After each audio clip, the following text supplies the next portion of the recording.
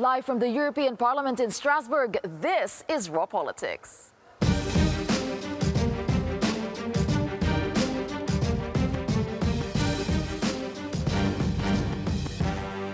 Thank you for joining us this evening, and this is what we have for you on the program. Vox ban. Spain's far-right party is banned from participating in a televised election debate. Myth-busting. A new report debunks the 5 biggest misconceptions of the European elections. Future of Europe. We speak to the Prime Minister of Latvia about populism, migration, and the threat of Russia. Whistleblower law. As Europe strengthens protections, we talk to a man sentenced to jail for blowing the whistle. And a stamp of disapproval. A look back at the most memorable Raw moments from Strasbourg.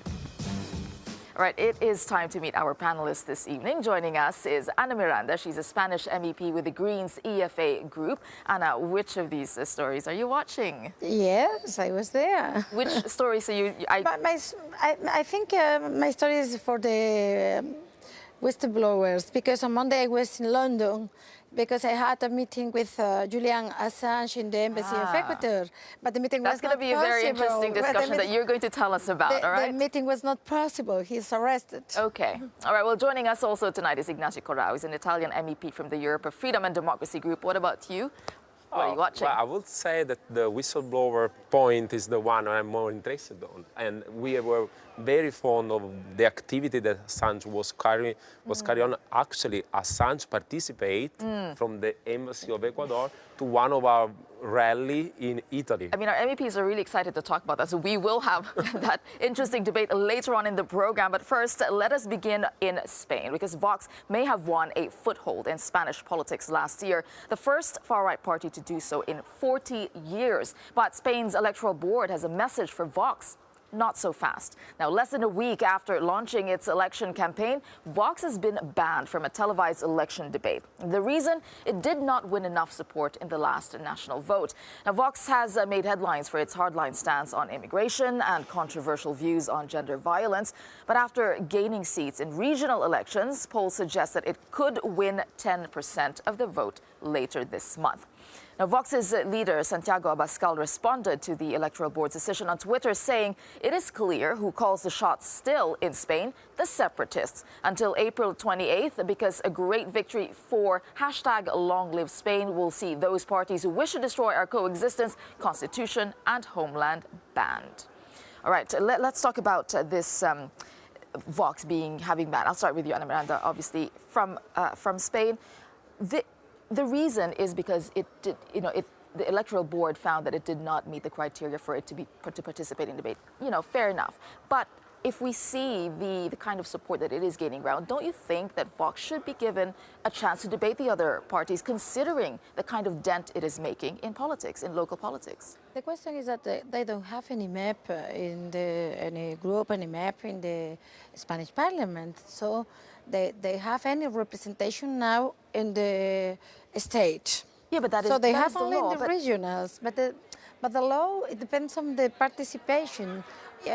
With a law don't, not with the proportional system. And at the moment, they don't have any representation. Don't you think that this is true only for in all, Andalusia? Don't you think this is true for all parties that are just beginning, that are just starting? It's a problem because the problem of Vox is that they are calling for hate. And we have a resolution in the European Parliament about the rise of the neo-fascism. So we need to protect also the democracy. These parties calling to the xenophobia. So for me, it's fair that they don't participate. Okay. But it depends after the votes. They have the right. Because there are two things here, as we bring forth. I mean, there is the Electoral Board quoting an electoral criteria law, but at the same time, as I mentioned, how do small parties then that have impact, for even, let's say, okay, in Italy's case, like you're from the Five Star Movement, how do you break in then? Well, I mean, I would say that this could be a big problem 20 years ago. But today, even if you don't have space in the television debate, because you have to respect the law. I mean, if the law in Spain says that you have to reach a threshold to participate to debate in the previous election, it's understandable that they are for the first time participating, so they don't have that space. But they can use the internet. In the internet, there is no quota, there is no limitation of space. Any small group can talk, can make itself but let's look visible at this by from the the point of people who this plays into the hands of, But this happened for anyone. I mean, Okay. the first For time, my party, for example. the first time that we got in the parliament, we didn't have space in the television, but we arrived in the parliament because we used properly the internet, we used the squares, we used the rallies, we used the So is that the only way? So are you saying that small parties cannot debate the established parties until they have representation? No, the small parties we can debate. I belong to a small party from Galicia. It's a left party defending the self-determination, a party with MEPs, with MPs in the Galician parliament. But at the moment, in the current moment, we don't have any representation in the Spanish parliament. So we cannot participate also in this big debate. Sure. Because for this, no. Also in the polls, they call us the others. Sure. Others. Yeah, the others, It's like on an the outside, UFO. right. Outside. We are others. Lots we of have regional a lot of votes. realities. So the small realities and also the peripheral, also the right of nations. Regional Yes, parties. national order. We Okay. say nations, no? So if we are not allowed, also because the law asks for a quota. Yeah, I think this is really interesting because yes, you both raised the point that if this is the law, then okay, fine, it should be followed. But I It's think the what's same for interesting to anyone. see is the optics of it, like how it appears, especially to people or to voters who the message of parties like Vox, for example, are really reaching. So that decision to exclude Vox from TV debates, it hasn't gone down well clearly amongst their supporters. Well, Alex and our team in the Cube have been looking at this side, I mean, the reaction of people to this decision, Alex. Well, Tessa, it's been called by some censorship. It's been called a ban. A lot of words being thrown around. And look, we've kind of got used to, haven't we, through 2016 to today, headlines and political phrases chucked around. But nuance is much less exciting. However, bear with me, it is going to be key if we're understanding what is going on here. Now, first of all, this was going to be a five-leader showdown that was going to happen next Tuesday with Santiago Abascal of Vox being one of those leaders. It has now, while the debate might go ahead, Vox are not going to be part of that lineup. Santiago Abascal will not be present. And that is because of a petition filed by Coalición Canaria, which is a small party, to the Electoral Commission in the country, arguing, as other parties had, it was unfair that Vox got this kind of a platform on Antena 3, which is a big private television channel, when other parties weren't getting it. Now, what does this mean? Is this a ban on Vox? Is this censorship? Well, let's break it down. Let me just take you through it. Well, first of all, Euronews, our Spanish team, Marta and our Spanish team, have put together a really good explainer on this, also available in English as well, looking through the nuances. And it comes down to the law in the country. And that law is pretty clear, and it was defined in 2011. And quite simply, it sets a 5% threshold. If you want to get this kind of platform, well, you can. You just have to have won 5% of the votes in the equivalent previous election.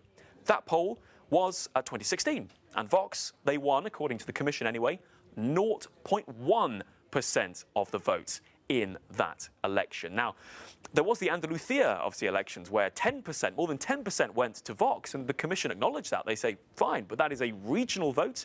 If this debate was regional, Vox more than was qualified to accept it. But it is about that nuance, that threshold that Vox haven't yet crossed, even if at this election things could change, as we've been hearing from the polls. How did it go down? Well, that's what you were asking me. Let's just say Vox fighting back, certainly on their social media accounts. You can see here today a lot of the language they're using about, representing the real Spain, the real voice of Spain, pushing back at, the insinuation of vested interests in the media being excluded from representing the views of, as they're presenting themselves, real Spanish people. Let's go on to what Mr. Abascal himself tweeted. He tweeted to say, we were going to continue this path despite, the kind of manipulation here, this translation into English, harassment and censorship. What are ordinary or other people saying? Well, there are some saying that, yeah, this is time now to kind of turn off the TV debates. Not necessarily because there might be censorship, but because if everybody's not represented, it's not all that interesting. But then there are those, like this user here, who are very strongly believing that Vox have already had too much attention. Different view on this. Too much attention. He's saying, stop giving the party so much attention. Whether you include them or don't exclude them, we're all still talking about them. So, Tessa, as you can see, a heated debate. Is it a ban? No, it is much more nuanced than that. Right, thank you for that to Alex and our team in the Cube. Anna Miranda, I'd like to ask then, when this fans the flames of anti-establishment sentiments among people, then how do you deal with that? How are you, a story like this, clearly you can talk about all the nuances, but at the same time, you can't stop how it will make people feel.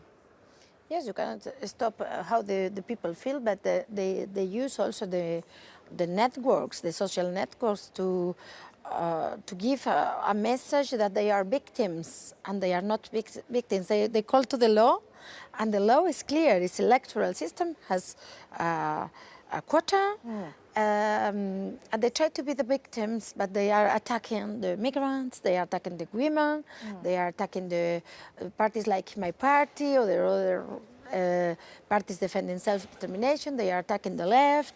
They are attacking. So I think what's interesting is you're nodding there, Ignacio, but your party is also considered anti-establishment in this sense. So it actually can ride the same wave of sentiment. We don't have anything to do with Vox. I was not not. sure. No, clearly. I hope. I'm talking about the anti-establishment sentiments of people. Anti-establishment is one thing. Being on the extreme right is another thing. They are right. It's a right party. The point here is I totally agree with her when she says that this is the law, and the law it's the same for anyone. What about sentiments of voters? It's something that they can use to foster this sentiment of frustration against the establishment, against the law, against the system. But the system is the same for anyone. I mean, I can understand. But speaking about the real point, so the chance that Vox has to speak up, to make their points visible, they have the internet, and today anyone can speak and anyone can make visible their points and their programs through other way of communication, something that could be very difficult to do 20 years ago. But you still add the squares, you still sounds like you're speaking from experience there. There you go. All right. You are a politician. You're always on the internet. I didn't have the time to experience that because at that time I was at school, but okay. Well, there you go. Okay. I studied it. So the European elections, in fact, are now just over 5 weeks away. That's really soon. And what is the European voters, what is it that they really want? Now, there is a think tank. It's called the European Council on Foreign Relations. They had identified what they believe are 5 myths, in fact, about the way that people vote in EU elections. So let's take a closer look at those voting myths. So myth number 1, it's that Europe's politics are increasingly tribal. Number 2, that the election will be a clash between those who believed in an open Europe versus a closed nation state. Third one, it will be a referendum on migration. And then you have Europe's dividing line running east to west. And finally, that people vote in EU elections on national issues. So these are the 5 myths that were brought forth by this report. Well, joining me now to talk more about this is Jose Torreblanca, Senior Policy Fellow at the European Council on Foreign Relations, joining us from Madrid. Good to see you there. So what I just read there, so those are the myths, in fact. And it's what's interesting, it has been discussed in a lot of the media, a lot of the debates, as the reason for how people are going to vote in the election. So tell me, which of these did you find most surprising or even shocking? Well, I think that for us, the most shocking one was that this is not going to be a referendum on migration, that the big migration crisis, which many populist parties are trying to exploit, is over. And moreover, there are many more countries in which more people is worried about emigration, that is, their citizens leaving their country because their country has no future, than countries worried about immigration. And that holds true for countries like Hungary, Poland, which we usually think that they are most, in the line of xenophobic parties or xenophobic countries. So people are worried about their future and about people leaving their country much more than people coming into their country. And also, I think what's also another interesting one is when the first myth is that European politics is tribal, and I think it is the way people identify with culture, identity. You know, the culture wars being presented also by populist parties. Now, it is because your report says that about 97 million votes are still up for grabs, so people have not made up their minds. They're swing votes. But at the same time, when we see trends in elections, it seems like people are still voting in a very tribal way. I identify with this group. I identify with that. That is really an interesting finding. Can we confirm really that this is not how Europeans are thinking when we're seeing a trend in elections? Well, what we see is that people care about issues which are not sometimes on the table. Like parties like to talk about immigration all the time, for example, xenophobic parties, but people do care about climate change, people do care about economic corruption, people do care about unemployment, and people are worried about their political systems at home being broken much more than about the EU itself not working. So this election is not a referendum on the EU, it's not a referendum on migration. There is still a lot of space for politicians to come up with proposals to solve the issues which people really care about, rather than from demagogues trying to explode fears and feed those fears into people.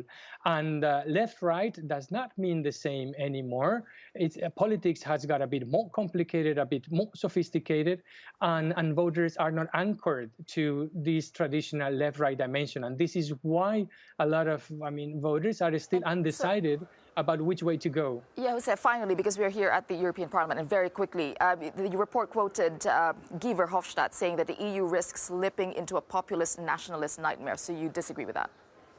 Well, the fact is that what we see in polls is that, yes, almost 1/3 of the voters could go for Europhobic parties, but it's not necessarily that all these people would be able to work together and hold the same views or are voting for these parties for exactly the same reasons.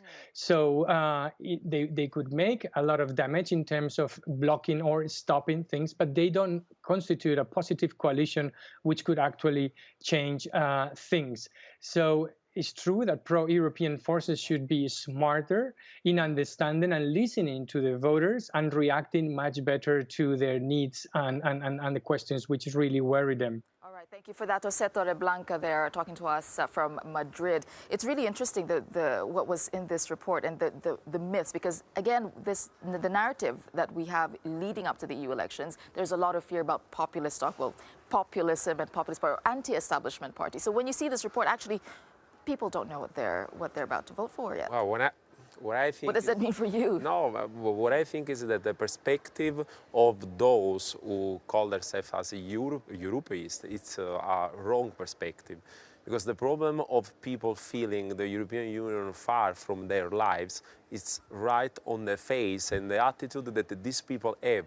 You will never identify in bureaucrats like Juncker. You will never be identified as a European with people that work for the multinational corporation or for the interests of the big banking system, of the big financial corporation. You need to have a Europe that is close to the needs of people. And then you can have a populism that is a European populism. This is the thing that they should understand. I mean, to make people feel European, you have to make people feel European with an attitude, with a politics that can make people proud of being European. This is my perspective. I mean, I would like to be a European populist. This is the point. European populist. So there you go.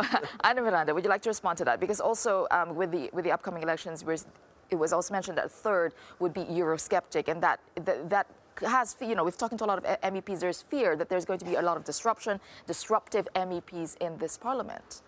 Yes, when we see a part of the chamber, we heard some debates and some speeches that are so dangerous but not only for Europe, for humanity, because they call to xenophobia, to hate, they call to selfishness. And I think a good politician defending Europe is defending the social justice, defending the politics against the climate change. But do you think politicians need to listen a lot more? Yes, perhaps? to listen and to be to defend the right of the peoples to have more social security, more rights, more. All right, well, 5 weeks to go. That is really, really, really close now, and it'll be interesting to see how people are going to be voting if there's so many votes are still up for grabs. All right, let's turn our attention to Ukraine now. Welcome to Ukraine, where the country is gripped with election fever like never before. Let's take a look.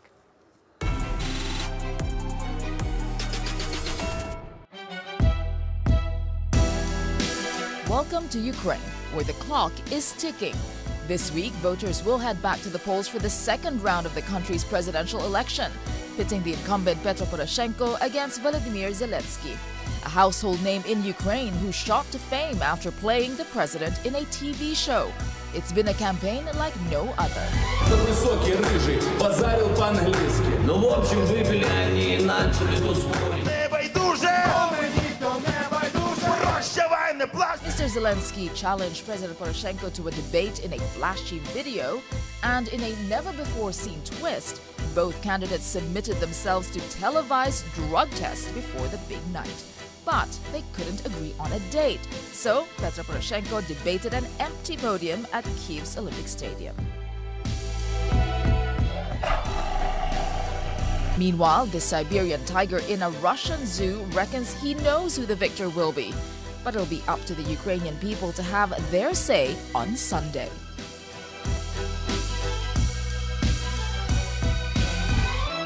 Saw all the pomp there. You were shaking your head as you were watching this. Will you be watching a debate like that?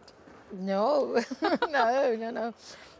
Politics is not a show. Politics is serious, and we have a responsibility with the lives of others and with problems of others. It's not a show. But it does get people's attention. I mean, Yeah, what do you think? yeah, Ignacio is laughing. Would you do something like that to get people's attention? I wouldn't do something different, maybe, but I understand that may be a way, to get the attention. Here, the problem is that probably Ukraine is one of the bigger regrets of the European Union, because we have, this is Europe.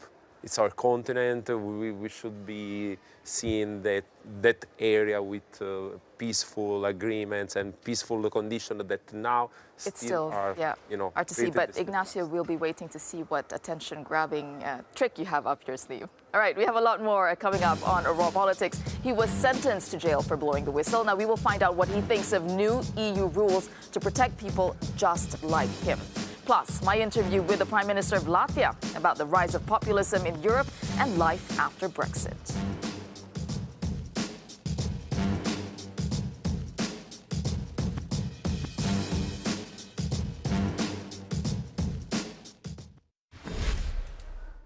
Back to Raw Politics. Now, he used to be an MEP. Now, he's Prime Minister. Taking office in January of this year, Latvia's new leader, Krišjānis Kariņš, has vowed to clean up his country, taking a tough stance on corruption and financial crime after Latvia faced a string of high-profile scandals.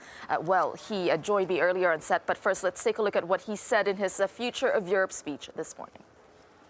In a couple of weeks' time, we're going to celebrate 15 years since we joined the European Union. And I can say, on behalf of my country, we have not regretted a single day since we joined the EU. But all is really not well in the EU. All of us know as politicians that there's a lot of anti-EU sentiment going around. There are politicians who are offering very simplistic answers to very complex issues. Generally, they're referred to as populists. My simple message is, don't fight the populist. It's a worthless endeavor. But try to understand, why are people listening to the populists? Why are people unhappy? Thank you very much, Prime Minister Krišjānis Kariņš, for joining us on Raw Politics tonight. So I'll start with your speech today, this morning, in front of the MEPs here in Strasbourg. You said that all is not well in the EU. When you're talking about the future of Europe, why is it not well? Well, the analysis I have is that there are some pretty obvious reasons. Over the past 10 years, Europe has gone through a number of crises. So remember the banking collapse in the US, which led to a banking crisis also throughout Europe. It led into an economic crisis. As we're coming out of the economic crisis, we're hit with a migrant crisis due to events outside of our control, first peaceful, then the military actions in the Middle East. And I think the result of all three of these things cumulatively has led to a political crisis insofar as many people are just not happy. And so there's fertile ground for people to... So if you were to choose what is the biggest political threat to the European Union as you know it, what would it be? Well, the biggest threat is that people who say that we don't need the union at all would gain the upper hand. Because if you make an analysis on, well, why are we doing actually as well as we're doing? Why is there so much wealth created? To a large extent, it is because the EU formed the single market. Member states are working together. Internal borders have been torn down. And to tear apart the EU actually means re-establishing borders and tariffs. And this tearing apart of the EU, this is a rhetoric that's being used by a lot of populist parties, of populist politicians. That we're seeing the rise of populist groups in a lot of local elections. You said earlier today, do not fight populism. Why not? Because populism, or what we call populism, works only because there's underlying unease. So what I'm saying is don't fight the people, fight the underlying cause, engage the citizens that are unhappy. And what are the citizens concerned about? It seems everywhere in Europe, it's really the same basis as always.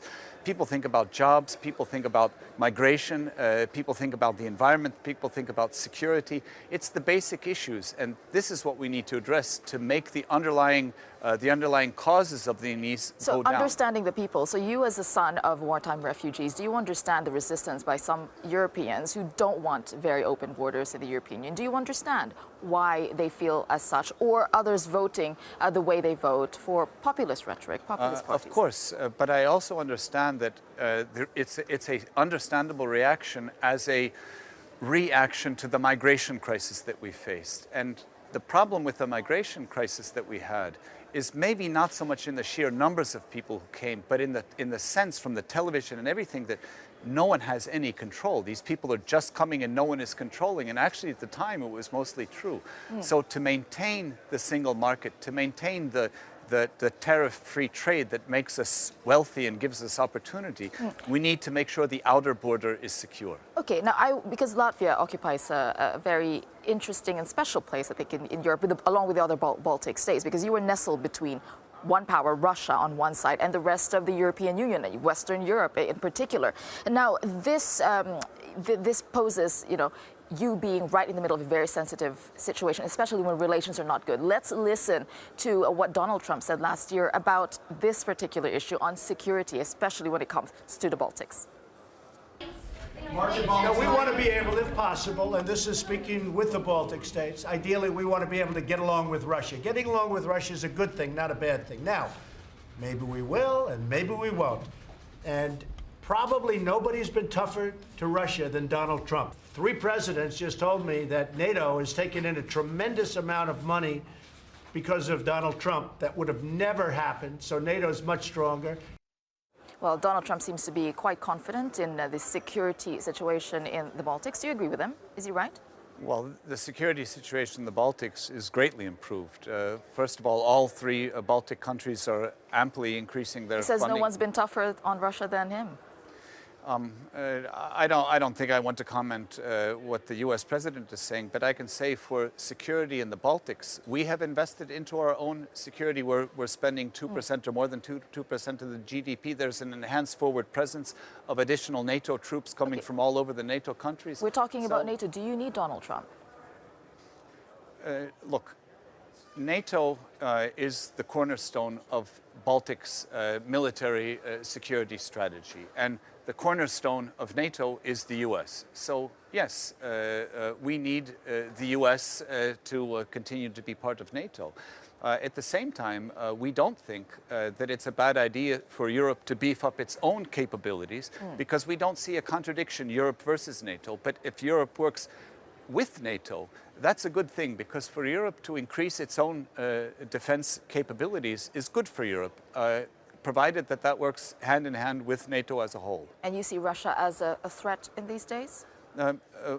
Russia, of course, is an adversary. Militarily, not so much as at unease, because NATO is quite a powerful military alliance. But the true threat, the immediate threat from Russia is in the massive disinformation campaign. All right, before we go, I have to ask you about Brexit. What does life after Brexit look like for Latvia and the Baltics?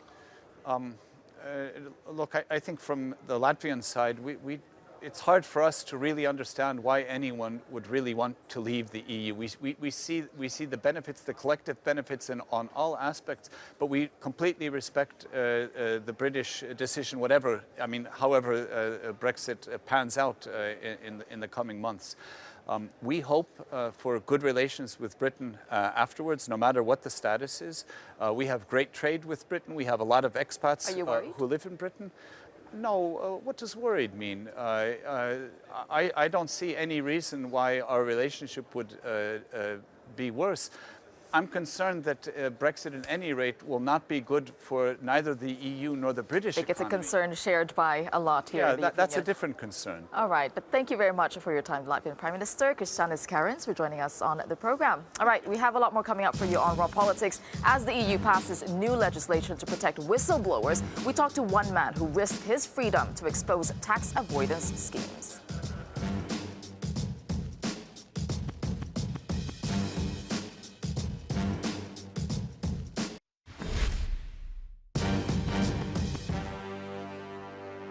Welcome back to Raw Politics. Now, landmark legislation passed through the parliament this week, which its chief negotiator called an advance in European democracy. With 591 votes in favor, the so-called whistleblower directive passed with an overwhelming majority. Well, the new law took just over a year to negotiate and is designed to protect those who speak out about the malpractice of the companies or organizations they work for. It gives them the right to report directly to the authorities or law enforcement and to not face punishment for doing so. Well, former whistleblowers welcomed the MEP's approval of new legislation, including one man who campaigned for these very changes. Let's take a look. Meet Antoine Deltour. He may not be a household name, but there's a good chance you know his work.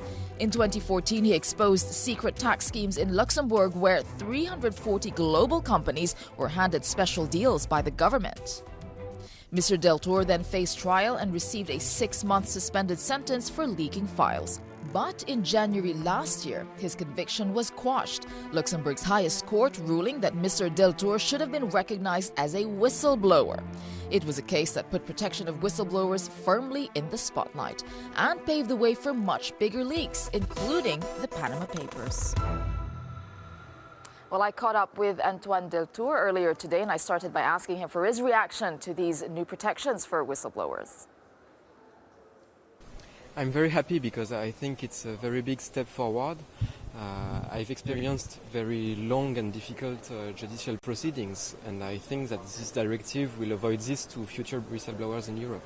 Will avoid what exactly, and what did you experience? Actually, I'm in the landscape of whistleblowing. I'm very lucky because I have a job, I have a family, but lots of whistleblowers experience a very difficult situation, like losing your job, going in jail, and this directive will prevent from retaliation, from condemnation, from being fired, and this is a good response to what whistleblowers face. When you blew the whistle, this protection did not exist. So why did you still go about doing it? Why did you do it? Why did you blow the whistle anyway? I blew the whistle because I had strong convictions, and most whistleblowers don't even know that they are whistleblowers when they do what they do. And it was really because I disagreed strongly about some tax practices that I copied these documents and gave them to a journalist. And I didn't think about the consequences, the possible consequences. And I thought I would remain an anonymous source of a journalist. And the consequences were that there was an investigation and that I faced 10 years in jail, a very, very big fine.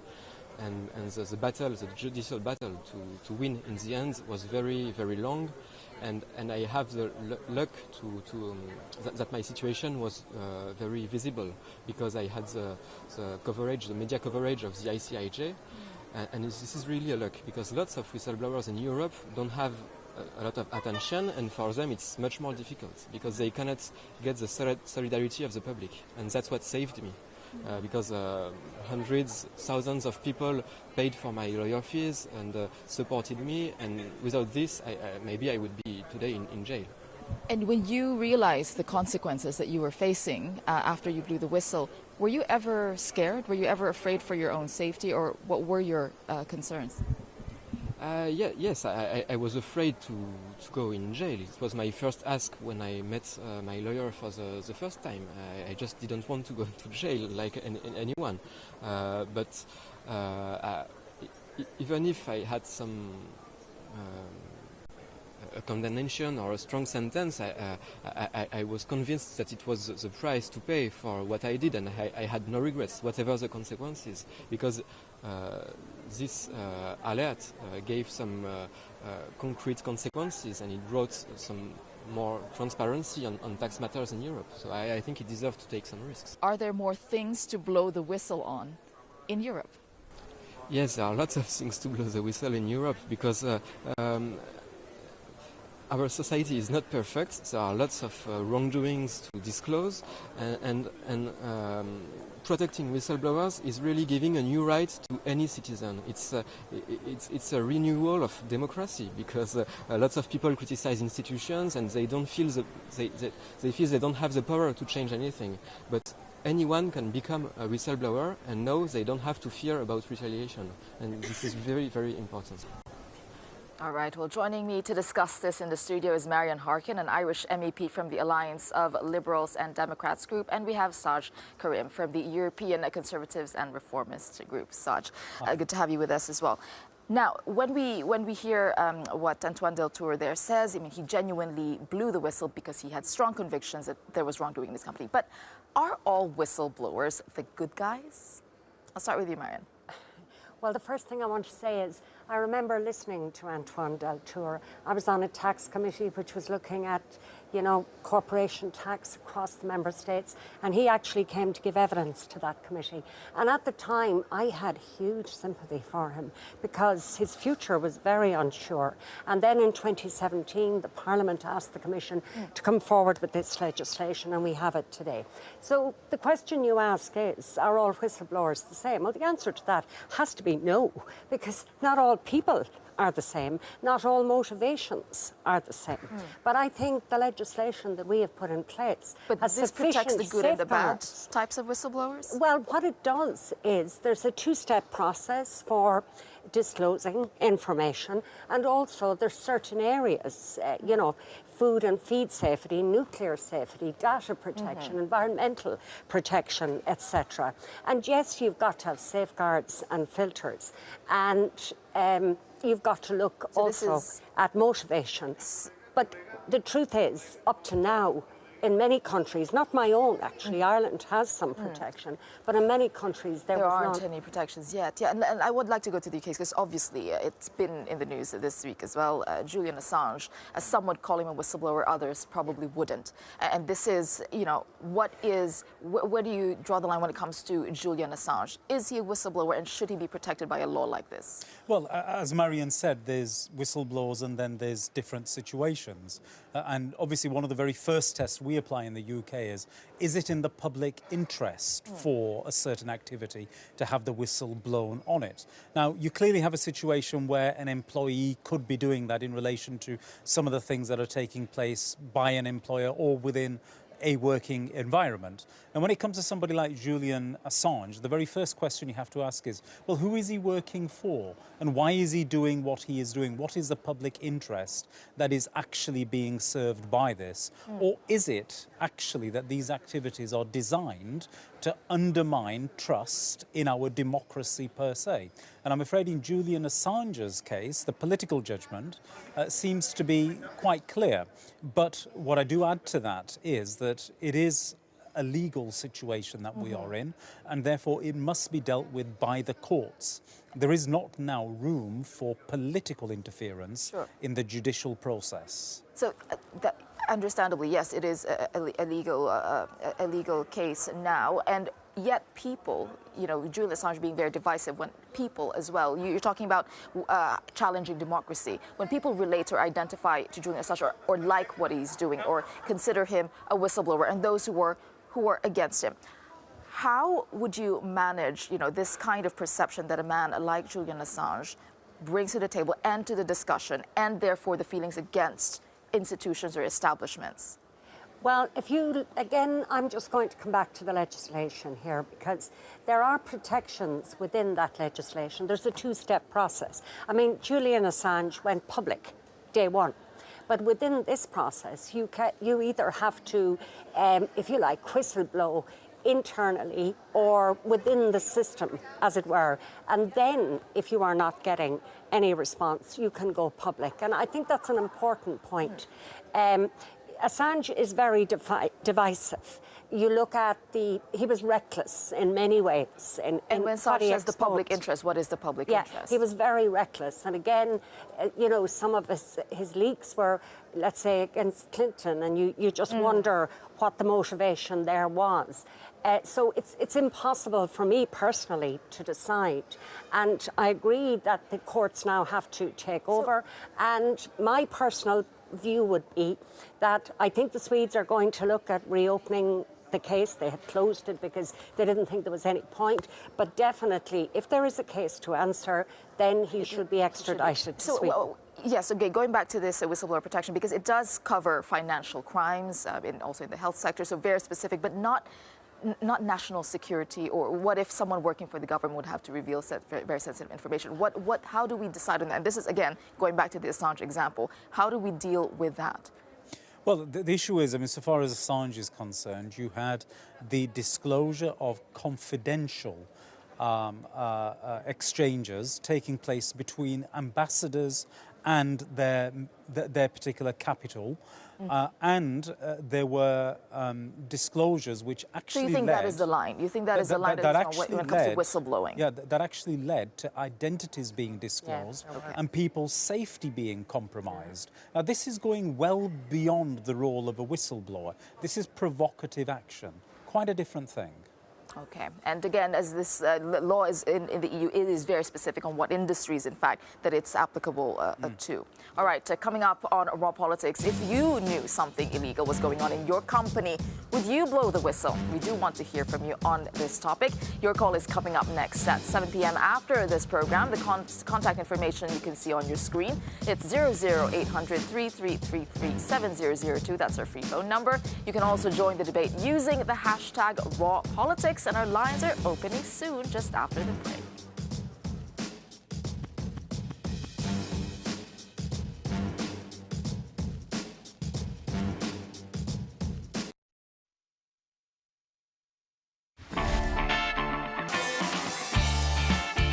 We are live and we are ready to hear from you.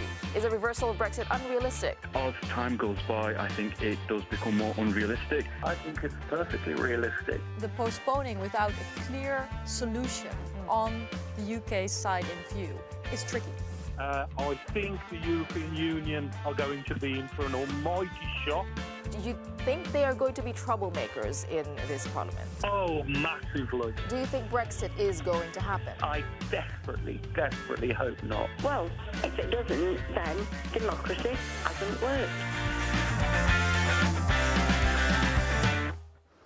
Well, those are just some of the highlights there from last night's Your Call. And we do want to hear from you once again. So do start calling us on the topics we're talking about. And here they are. If you knew about something illegal happening in your company, would you blow the whistle?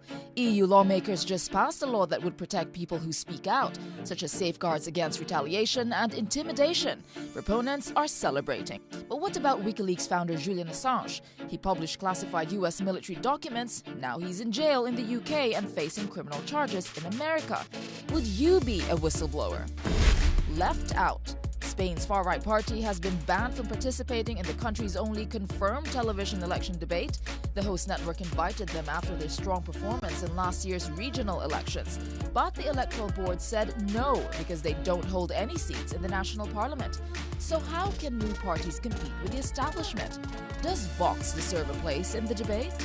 From divisions over Brexit to populist parties gaining ground in local elections, it would be easy to assume voters pick their tribes and that this trend is spreading through Europe ahead of May's elections.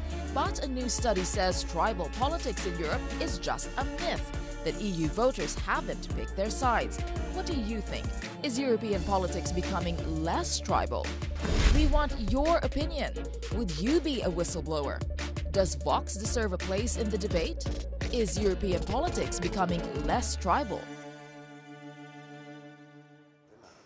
All right, all of the contact information is on your screen now. You can call us for free at 00800 333 7002 or write to us at rawpaul@euronews.com or on social media. Use the hashtag #RawPolitics and you can also search for us on Skype.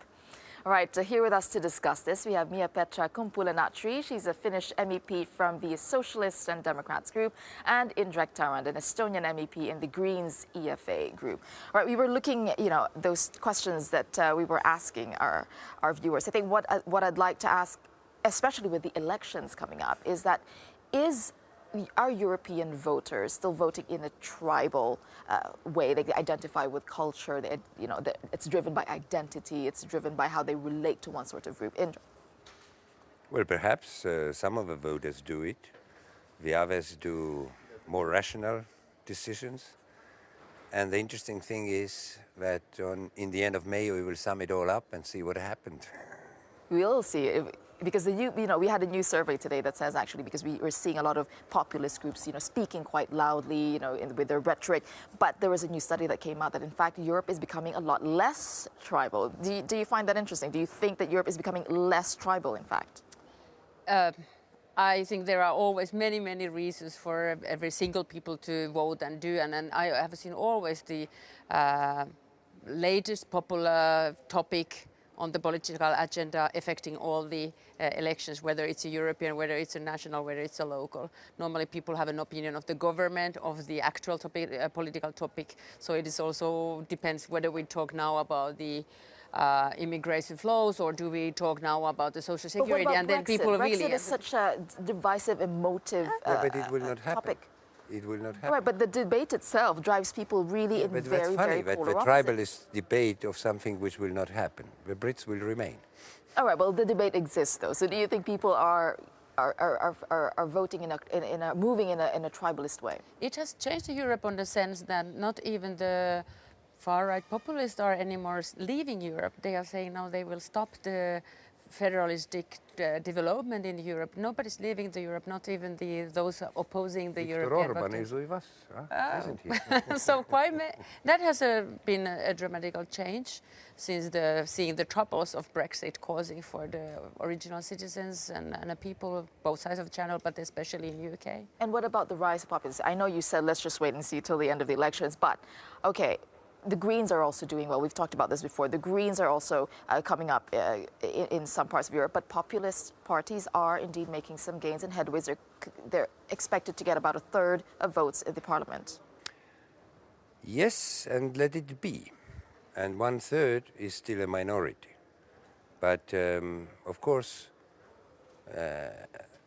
if we think about history, the totalitarian neo-Bolshevik or neo-Nazi people can, under circumstances, change the rule of law. You'll have to that is definite. You'll have to hold that thought because you will be joining us later for your call tonight, and we do want to hear from you. Join in on this conversation. The 3 questions that we're asking you. You can call us for free at 00800 333 7002 or write to us at rawpaul@euronews.com or on social media. Use the hashtag #RawPolitics, and you can also look for us on Skype. We'll be recapping the questions a little later on. But now, it is the last Strasbourg session of the current parliamentary term, and all week we have been counting down the most memorable moments. And tonight comes from October when Italian MEP Angelo Ciocca let us know how he really felt about a budget spat with the EU. Let's take a look.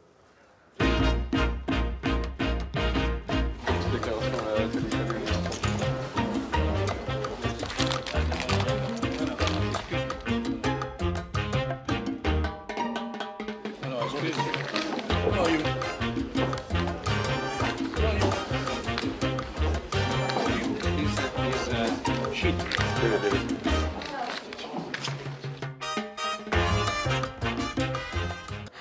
You're just, okay, he definitely made his opinion felt heard there.